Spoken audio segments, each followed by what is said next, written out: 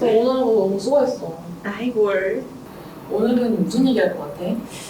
오늘 청소년 기관이니까 청소년 관련된 얘기? 역시 눈치 빨라. 내가 질문 하나만 할게. 혹시 너를 화나게 했던 일 있었어? 아, 당연히 있지. 아니, 글쎄, 내가 진짜 아끼던 물건이 있었는데 친구가 나한테 말도 없이 가져가 버린 거야. 그때 친구한테 엄청 화났어. 근데 친구 보고는 막 소리 지르면서 화를 내진 않았는데 그때 내가 친구한테 너희 이런 행동 때문에 내가 화났다고 말한 기억이 있어. 진짜 기분 나빴겠다. 완전.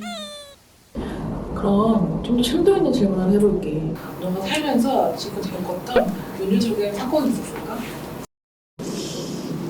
민주적인 경험이라. 나 그거 있어. 뭔데?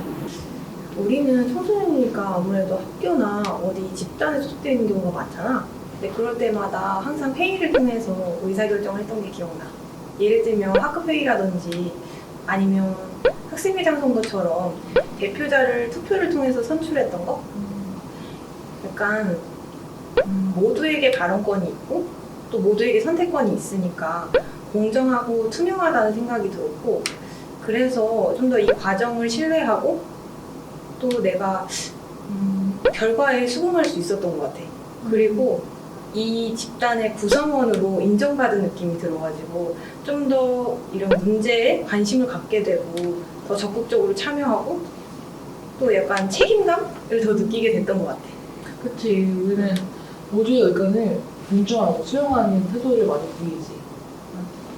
그러면 지금 이렇게 크고 작은 민주적인 활동이 우리 일상에 잘 스며져 있는데 이런 민주사회는 누가 어떻게 만들었을까? 오늘은 그것에 대해서 얘기를 해볼 거야. 기대돼. 얼른 얘기해줘. 네가 겪었던 민주적인 사건처럼 1929년 10월 30일에도 민주적인 사건이 발생해. 그게 바로 광주 학생 독립운동이야. 이 사건에는 광주 고고생 15명과 광주 여고고생 3명, 그리고 일본인인 광주 중학교 3명의 학생들이 등장하는데 이 중에서도 우리가 주목해야 할 학생은 바로 광주 고고 2학년생 박준채야. 당시의 학생들은 열차를 타고 통학을 했는데 거기서 사건이 발생했어. 일본인 광주 중학생들이 광주 여고부 학생들 댕기머리를 잡아당기면서 희롱하는 것을 본 박준채가 일본인 학생들과 다투게 되었어. 그런데 일본 경찰들은 한국인 학생들을 구타하고 편파적으로 훼손시켰어. 그래서 항상 피해를 입는 쪽은 조선인 학생 쪽이었지. 자, 그리고 또 하루가 지났다? 근데 여기 끝난 게 아니야. 뭐야 무슨 일이 있었던 거야? 통학열차 안에 싸움이 일어났는데 일본인 차장이 박준채와 다수의 조선인 학생들을 데리고 일본인이 가득한 응시로 데려갔어. 그래서 온갖 욕설을 퍼부으면서 비난했지. 이런 일들이 연달아 일어나자 광주 시민들한테 긴장감을 감정이 시작했어.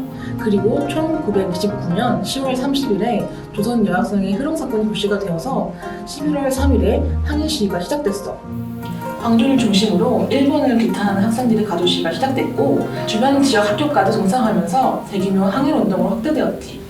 이 운동은 1929년 11월 3일에 시작되어서 그 다음 해인 1930년 3월 정도까지 일어난 운동이고 마지막까지 참여한 학교와 학생 수를 세어보면 무려 320여 개의 학교와 5만 4천여 명의 학생들이 참여한 전국적인 규모의 항일 운동이라는 것을 알 수 있어. 근데 이런 광주 학생 독립운동은 학생들의 단순한 우발적인 사건이라고 생각하면 안 돼. 어떤 일들이 있었는데? 첫 번째는 일제 탄압이야. 일제는 조선인들을 의민화하기 위해 고등교육을 제한하고 직업교육과 일본어, 일본사 교육을 실시했고 학생들의 자유로운 토론과 비판, 자치활동 금지, 조선인 학생에 대한 무시, 교육대답제 붙은 행동으로 조선 학생들을 탄압했어.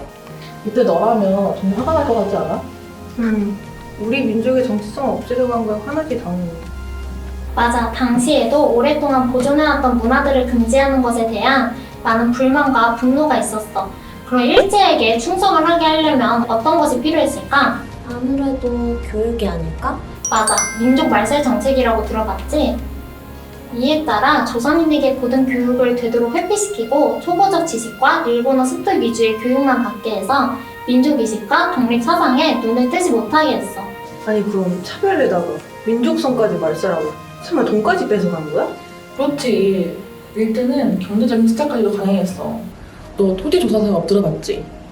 토지를 조사한다는 명목으로 세운 사업인데 불법으로 침탈해온 일본의 토지 수요를 법적으로 인증해줬고 그 결과 농토의 40%를 포함한 방대한 토지를 일대 토지로 편입했어.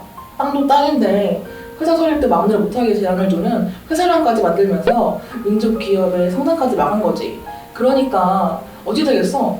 민족 자본가들은 기업 경영에만 신경 썼고 우리 농민들은 토지도 빼앗긴 데다가 포도문이 되거나 땅을 척박한 민주 등지로 이동하는 등 절박한 상황에 내몰리게 되는 상황이 발생하게 되었다는 거지.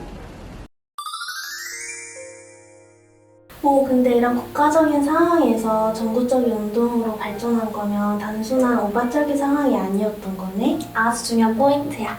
이 운동은 당시 사회의 선진적 지식인으로서 우세한 조직력과 패기로 민족운동의 선도에서 활동한 학생들이 핵심 역할을 했고 신간의 조성학생, 진의동맹 등 사회와 청년 단체가 가세하면서 조직적으로 전개되었어. 이 이후에도 학생 독립운동의 정신이 계승되어서 각종 비밀 결사운동, 1940년대 강압적 징병과 공출에 대한 저항운동, 1943년 5월 제2차 광주 학생 독립운동 등 항일운동이 계속되고 있었다고. 여러모로 대단한 사건이었네. 그럼 역사적으로 대단한 일을 하신 분들은 어떻게 됐어? 너무 안타깝게도 돌아오는 것은 일제의 탄압이었어. 고문에 사망하고 감옥에서 옥사하는 분들도 많았고 추록을 하더라도 병을 얻고 사망하시는 분들도 아주 많았대. 그것이 아닐지라도 일제강점기의 감시와 차별을 받아가며 정상적인 생활도 못했다네.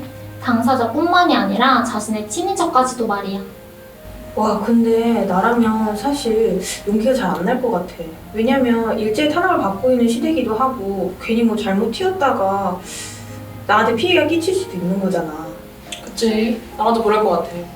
근데 또 어찌 생각해보면 이건 나 혼자, 그러니까 개인만의 불만이 아니라 우리 국민 모두의 불만이기도 하고 우리나라 국민이라면 부당한 대우를 받고 있는 거잖아. 나를 위해서가 아니라 우리 전체를 위해서 참여를 할 것 같아. 혹여 실패를 하더라도 가만히 있으면 시대는 바뀌지 않으니까. 대단하다. 근데 네 말이 다 맞는 것 같아. 그분들의 희생과 노력이 있었기에 지금 대한민국이 있는 것 같지.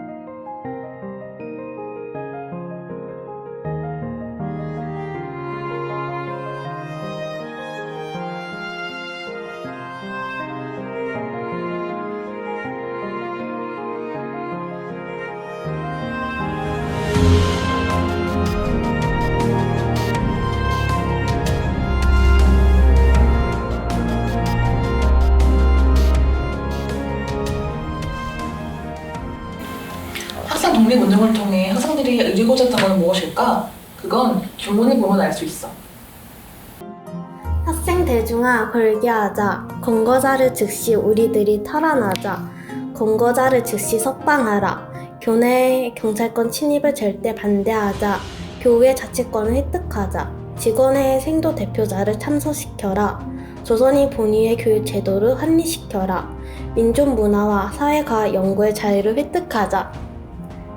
전국 학생 대표자 회의를 개최하라. 조선 민중아 걸게하자. 청년 대중아 죽음을 초월하여 투쟁하자.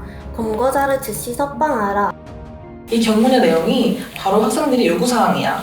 민족 차별과 식민지 교육, 집회의 자유조차 없는 모순된 현실 속에서 자치적 교육권과 민족 독립을 꿈꿨던 당시 학생들의 간절한 소망과 의지가 드러나 있지. 광주 학생 독립운동을 기념하기 위해 11월 3일을 학생의 날로 지정하였다가 폐지와 부활을 거듭했어. 그래서 2006년 공식적인 기념일로 학생 독립운동 기념일로 명칭을 지정했어.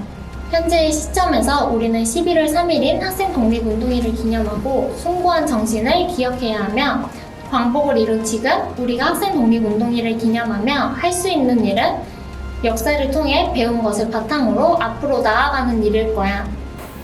그렇다면 2021년, 92년 전과는 많은 것이 달라진 세상 속에서 살고 있는 우리가 꿈꾸는 세상은 어떤 모습일까?